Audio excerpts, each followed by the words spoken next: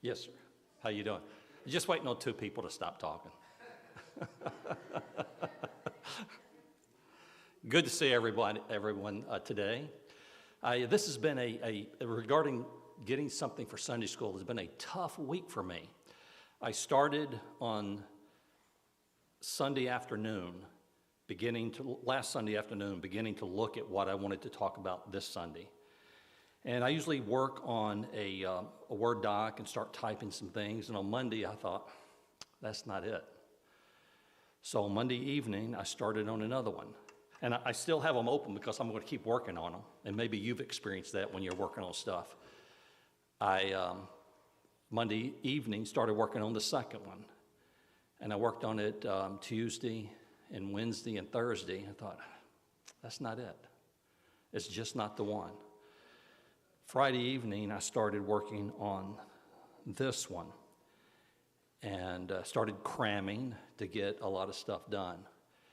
For me, it makes a lot of sense. I think that there's some truth here.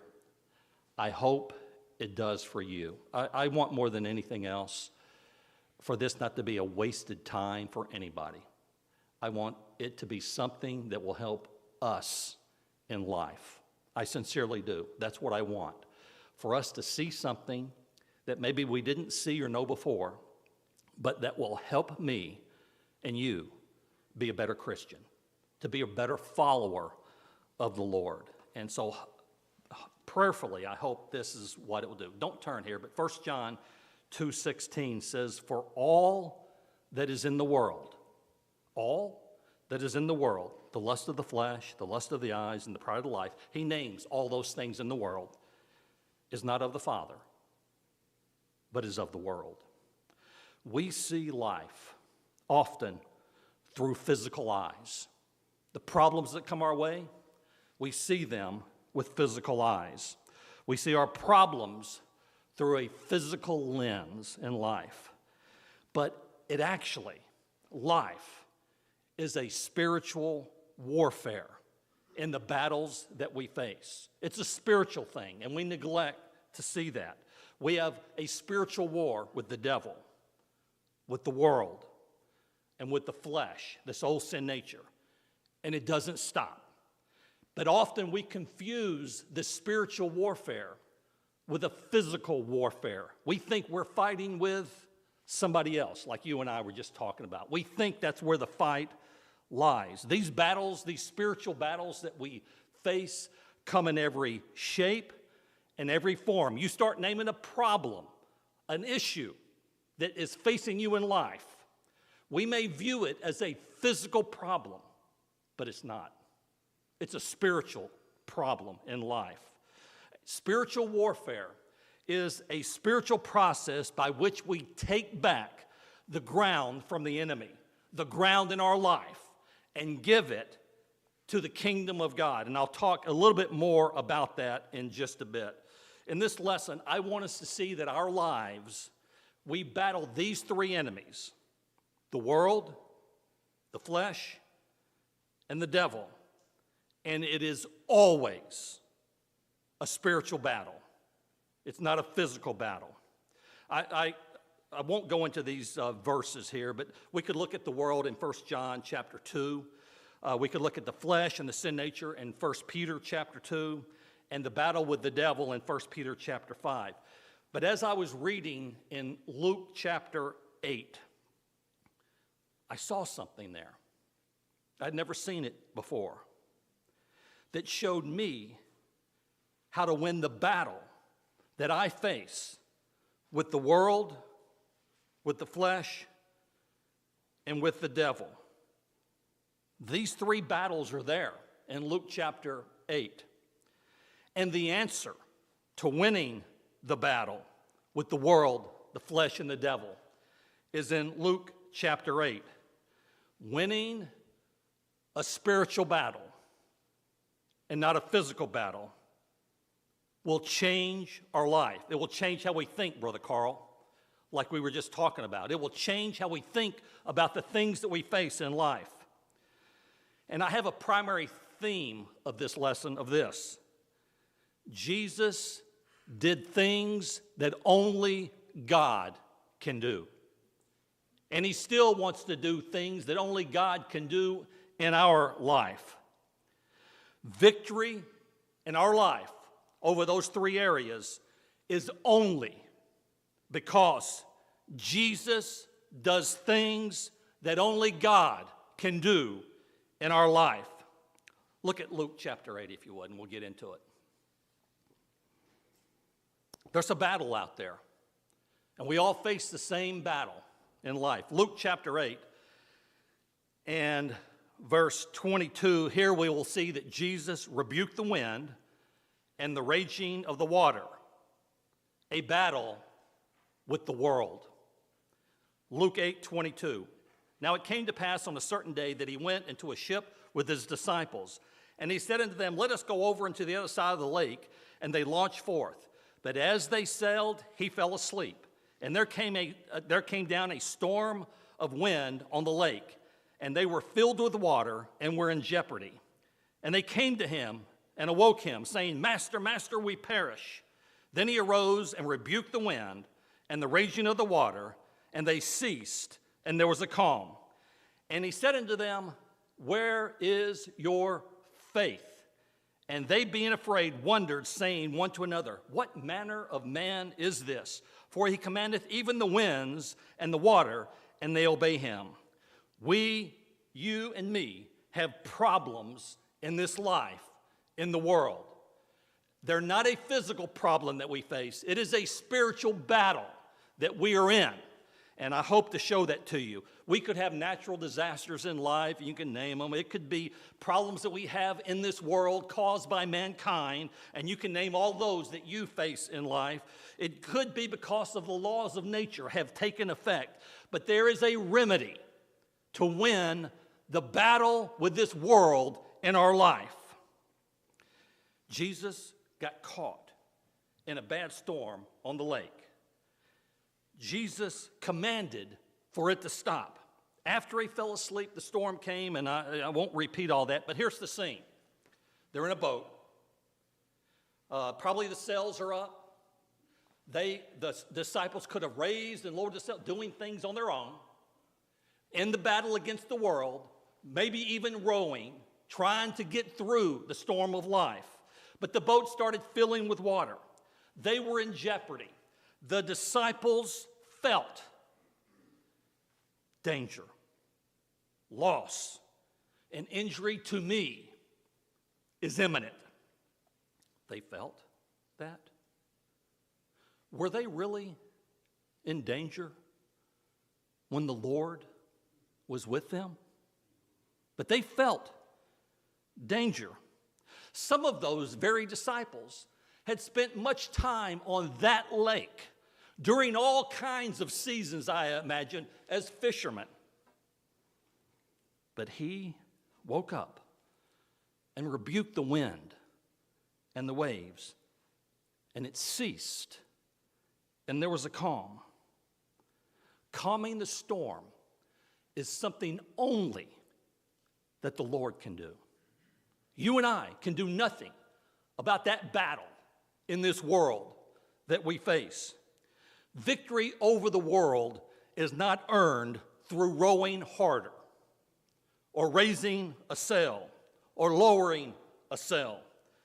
The physical and spiritual victory only comes with a spiritual request to the Lord for him to do something in life. Go to Jesus. Go to Jesus. My granddaughter was 5 years old, Hannah, and her mother was going through a difficult time. And she gave her mother the wisest advice that anybody could ever give to anyone, a 5-year-old child. And she drew a picture. And on the picture, she told her mother, go to Jesus. Go to Jesus, 'cause he loves you. I'm telling us, when the storms of life come, go to Jesus. Go to Jesus, 'cause he loves you. Psalm 65:7 says, which by his strength, setteth fast the mountains, being girded with power, by his strength, which stilleth the noise of the seas, and the noise of their waves, and the tumult of the people. It's calmed. It's by his power that the problems that we face in life, the remedy comes. Not by what we can figure out in life. I'm a figure outer. I'm going to tell you, I try to figure it out. But I've never been able to figure out how to avoid and get through the storms of life. But he has many, many times. Psalms 89:9 says, Thou rulest the raging of the sea. When the winds thereof arise, thou stillest them. Makes them calm. When problems with this world come, go to him. Go to him. He can calm the seas of our life. When Jesus was asked once again, he showed his disciples that he is God. This is why he said, where's your faith? He said that in, I think, verse 25 of what we just read. Where's your faith? And I think it's the question that he often asks me when the problems of life come. Jeff, where's your faith? I'm right here, but I'm scared. I'm afraid. I'm in distress. Where's your faith? The disciples should have seen by now, after spending all the time that they did with him, they ought to have known who he was, but they didn't. And to know he wasn't going to die in that storm. He had an appointment with a cross where he came to die. It wasn't going to happen on a sea with his disciples.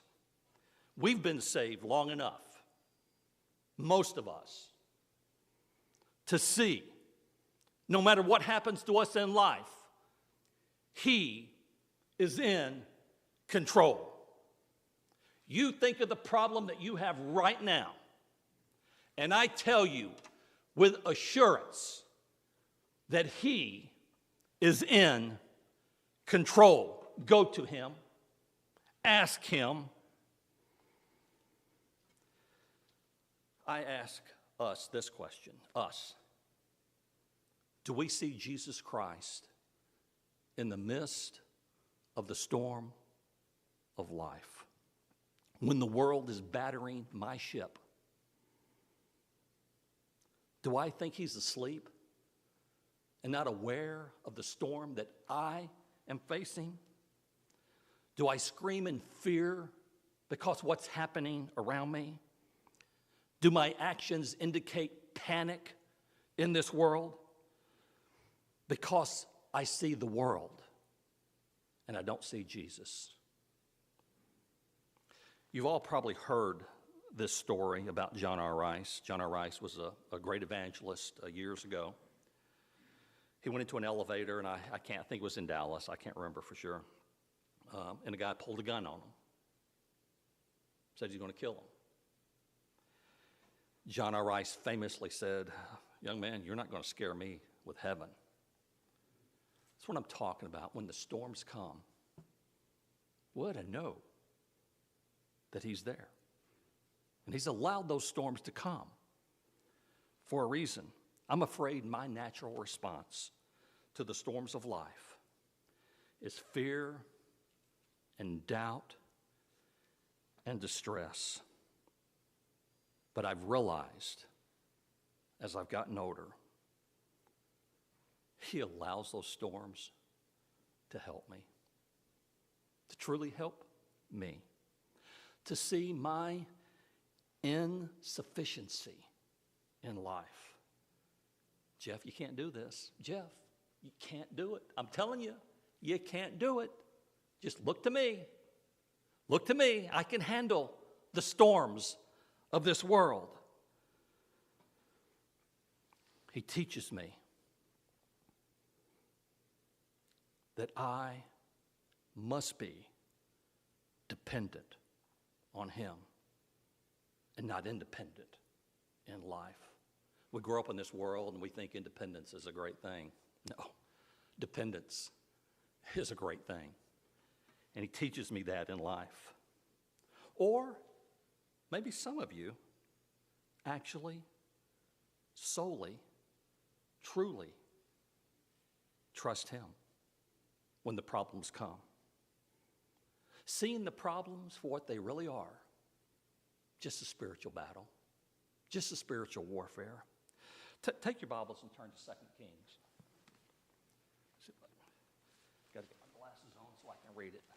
2 Kings and chapter 6.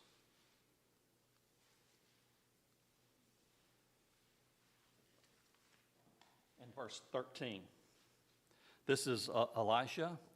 He's with his servants, and the Syrians had just surrounded them, totally around them. And he said, "Go and spy where he is, that I may send and fetch him." And it was told him, saying, "Behold, he is in Dothan. Therefore send he thither horses and chariots and a great host, and they came by night and compassed the city about. And when the servant of the man of God was risen early and gone forth, behold, an host compassed the city, both with horses and chariots.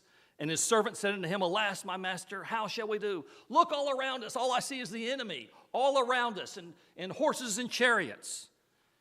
And the man of God, who saw things through spiritual eyes, who understood it was a spiritual battle, even though they were in a physical world, he said, "Fear not, for they that be with us are more than they that be with them." And Elisha prayed and said, "Lord, I pray thee, open his eyes, that he may see." And the Lord opened the eyes of the young man, and he saw, and behold, the mountain was full of horses and chariots of fire round about Elijah. I want us to have our eyes opened, to see what is reality. The world won't understand it, but I want us to see what really is out there, being able to see with spiritual eyes. I wish I had an infrared, what is that thing you use, Eugene? The infrared light. If I showed you, those things, they shine at pilots while they're flying, right? You could see the light coming out of here, and if I shined it on the wall, you could see it hitting the wall, but you wouldn't see anything in between here. Unless I took maybe some hairspray and sprayed it and you would see the light. The Lord's there. We just can't see him. We need to open our eyes. Too often in life, I have been like the disciples in the storm, fretting for my outcome, worried about me. That's the battle that happens in the world. We need to see with spiritual eyes. Look back at Luke chapter 8.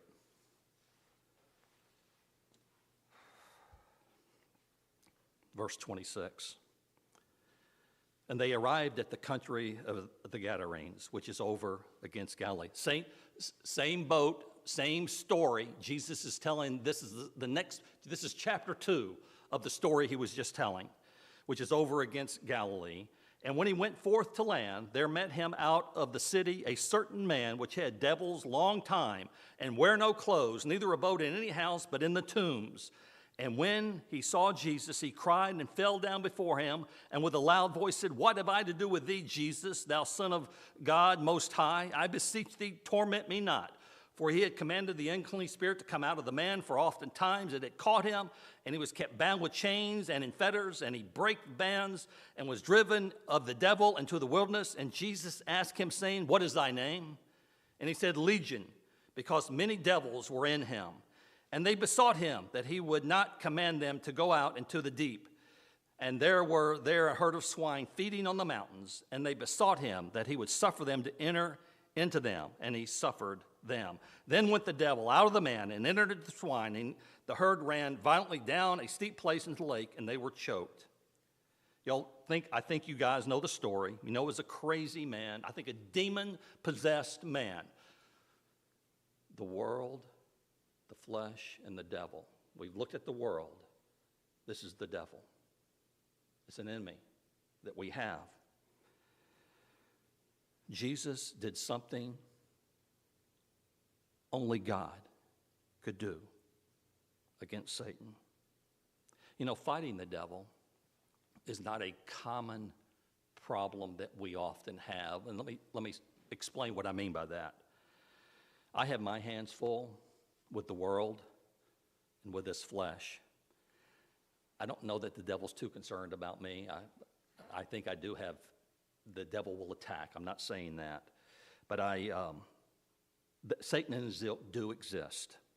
But I think there's been a few times in life where I felt and sensed the oppression of Satan. Don't mean to sound too weird, and I had to go to Las Vegas for business, and had to end up going there periodically. I remember landing at the airport, catching a taxi to my hotel, and I went to the hotel and I checked in. And anybody who's ever been in a hotel in Las Vegas, you'll know this sound. Ding, ding, ding, ding, ding, ding, ding, ding, ding, ding, ding, ding. I mean, that's all you hear. So I check in to at the counter, and inevitably, in all the hotels in Las Vegas, you go through the casino to get to the area where your room is at. Ding, ding, ding, ding. I heard that in my sleep.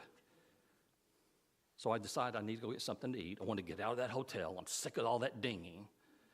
So I was walking down the street, and I felt and sensed my heart and my chest being pressed upon. I sensed my shoulders being pushed down. There were young men on the corner with cards. What in the world? They start handing them to people, everybody, little kids, old men, old women, young kids, young people. You look at it, it's an advertisement for prostitutes.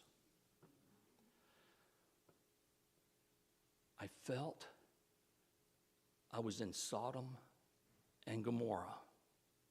There was an oppression that I can't even begin to explain. I called Linda. I said, Linda, I feel like I am in the enemy's camp. I can't even explain this. But I also said, how do you ask in Spanish? Is that your mama that you? I did. I got some fight in me. I realized I can do nothing to fight this. There's nothing I can do. This is an attack from Satan. But I do have Jesus. Lord, I don't know what to do. I can't even look at anything, and I have to walk like this. This is crazy. Protect me in this spiritual warfare that's happening right now. Make me a beacon of light for you. I can't fight Satan in my abilities, and neither can you. I know there are TV preachers, name it and claim it, and they act like that they're going to charge hell with a squirt gun. They speak words of knowledge, thinking that they are all powerful, that they believe that they have power over Satan and his ilk. But Jesus alone does. It's the power of his name, not the power of Jeff. All I can do when there are attacks of Satan is publish Jesus. Speak about Jesus. When you're in Africa, and I know you felt those over there, it's all about what Jesus can do and the power of his name, not what you and I can do. We can publish him in Memphis, in a city that's gone haywire, because we can't do anything about it. But Jesus can. I had somebody the other day confront me and expected me to help them defeat a terrible situation. And I told them, there's nothing I can do, but the Lord can. And it's true when we face that evil one. The quicker we learn that victory comes through Jesus, the quicker we will see victory over evil like that in the world. I had a conversation with another individual last Saturday, and he made this statement to me. He says, you need to be more strategic in building this church. And I told him, you can build nothing. It's Jesus that builds the church. All I can do is follow and obey him. When the attacks from Satan come, it's about Jesus and not about you. We will take a giant step forward in life when we realize this life, this spiritual warfare battle that we face, is all about Jesus and none about me.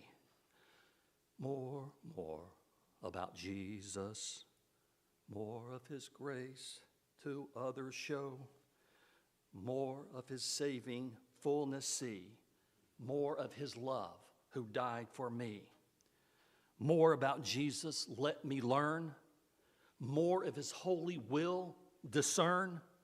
Spirit of God, my teacher be, showing the things of Christ to me, so that when the problems come, I know it's not about me. It's about what he will show me in life. More about Jesus in his word, holding communion with my Lord, hearing his voice in every line, making each faithful saying mine. More about Jesus on his throne, riches and glory, all his own. Kingdom of God, his sure increase. More of his coming, Prince of Peace. It's all we need is more about Jesus. And the third one, look at Luke chapter 8, and we'll be done here in just a second. He healed, same chapter that we just talked about the world, and we just talked about the devil. He healed a woman of an incurable issue of blood, the flesh that we fight. Verse 43, I think it is, yeah. And a woman having an issue of blood 12 years, which she had spent all of her living upon physicians, neither could be healed of any, came behind him and touched the border of his garment, and immediately her issue of blood staunched. And Jesus said, who touched me? When all denied, Peter and they that were with him said, Master, the multitude thronged thee and pressed thee, and sayest thou, who touched me? And Jesus said, somebody hath touched me, for I perceive that virtue is gone out of me. And when the woman saw that she was not hid, she came trembling and falling down before him. She declared unto him before all the people for what cause she had touched him, and how she was healed immediately. And he said to her, Daughter, be of good comfort, thy faith hath made thee whole. The physicians couldn't heal her.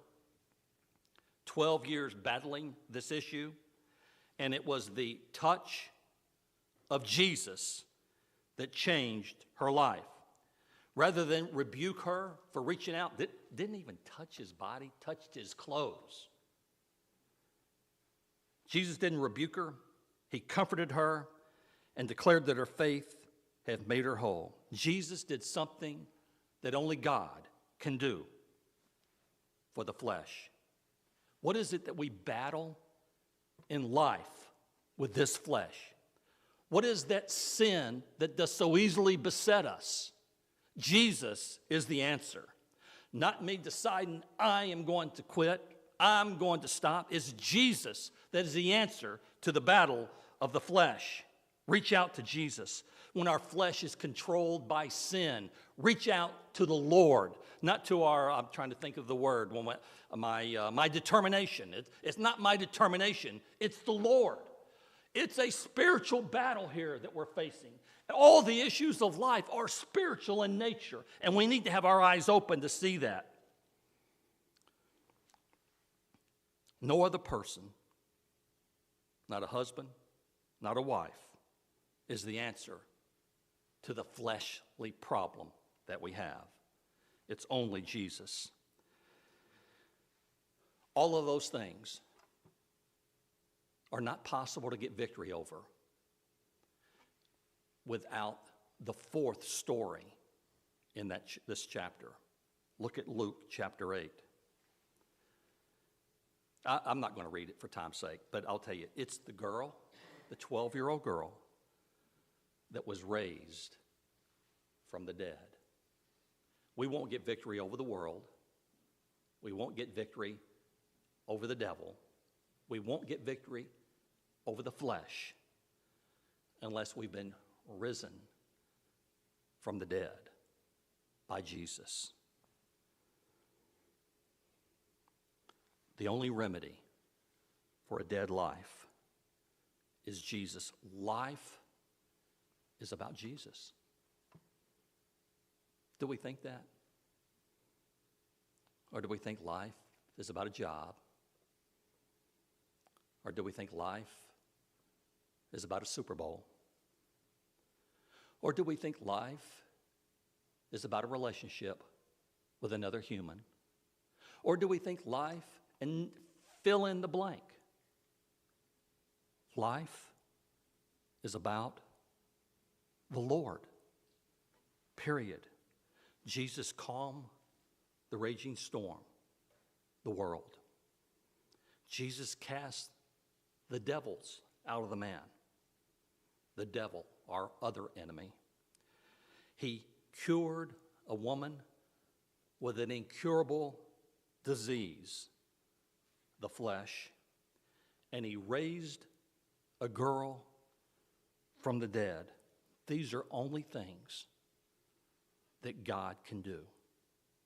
Let us let God be God. Get off the throne of our life and let him be God. He can help you and I in ways that we've never imagined if we simply ask as the problems come. We're dismissed.